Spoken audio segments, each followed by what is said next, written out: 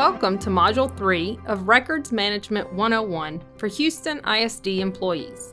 In this module, we will be taking a closer look at records retention schedules. Our learning agenda in Module 3 is learning what a records retention schedule is, how it is used, what the elements that make up the schedule are, and finally, what a records coordinator is and what their responsibilities within your work team should be. So, what is a records retention schedule?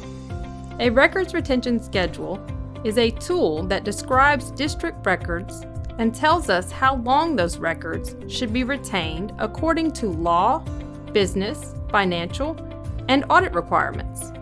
The retention schedule is media neutral. This means that it doesn't matter in what format the content is kept. It is the actual content that is important.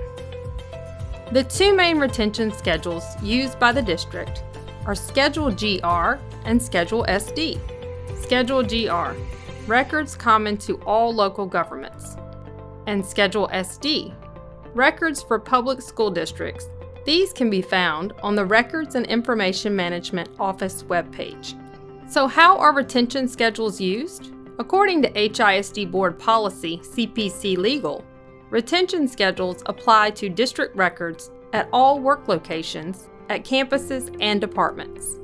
The records apply no matter how they are created or organized within each work location, regardless of format or medium.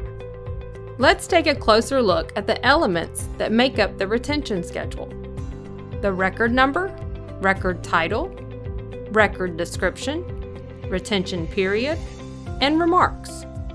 The record number is a unique identifier within a retention schedule to locate a record series.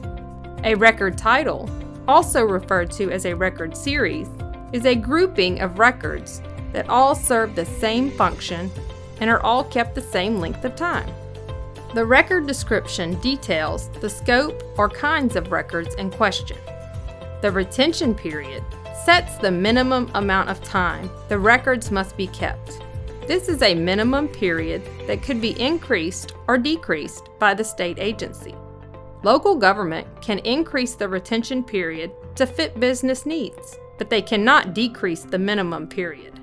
Remarks include retention information added by the state agency and for statutes that govern a particular record series. It can also contain special disposition instructions. Let's look at some examples of common records and their retention periods. Financial transaction records, like receipts or bank statements, typically carry a retention of 5 years after the end of the fiscal year of the transaction. High school transcripts have a permanent retention period. Minutes of staff meetings have a retention of as long as administratively valuable. And home language surveys have a retention period of the date of the student's withdrawal from HISD plus 5 years.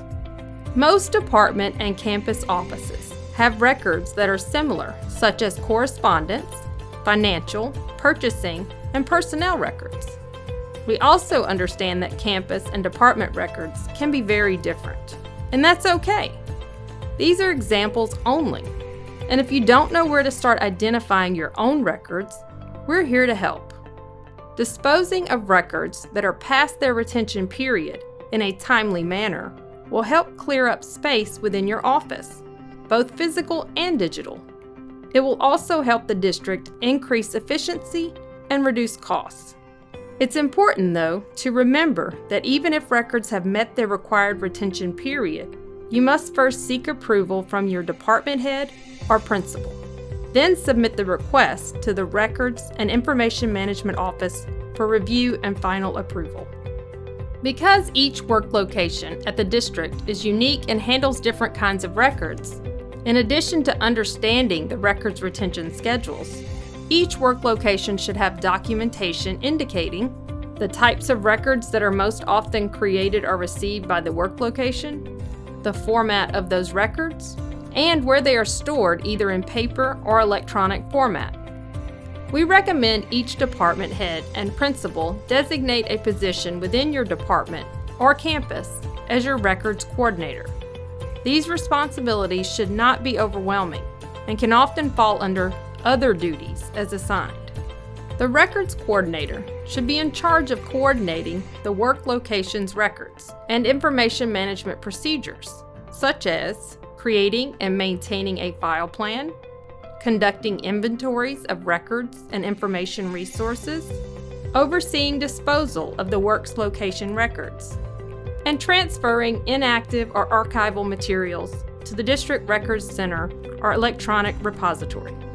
Your work location's records coordinator should be available to help you determine what a record is, initiate the disposal or archiving of records, and answer any questions you have about the records. It is important for you to know who the records coordinator is in your department or campus, and for you to be aware of the records retention schedules. If you do not have a records coordinator or have any questions about records in your office, please don't hesitate to contact the Records and Information Management Office.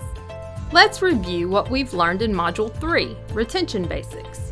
We learned that a record retention schedule identifies which records need to be retained and for how long, the parts of the schedule, and how it is used. We also learned that different types of records will have different retention periods, and you can check those retention periods on the Records and Information Management Office webpage. And finally, we learned a records coordinator should be appointed within your work location to help employees navigate the requirements for managing work location records and facilitate the destruction or transfer of records on a timely schedule.